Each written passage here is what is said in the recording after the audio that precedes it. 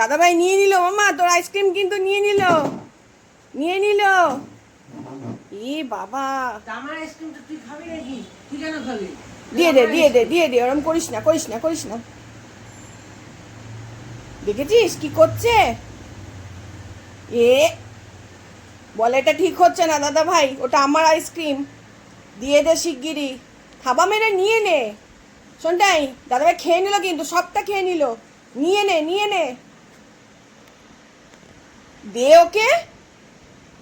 ই বাবা, খেয়ে নিল কিন্তু।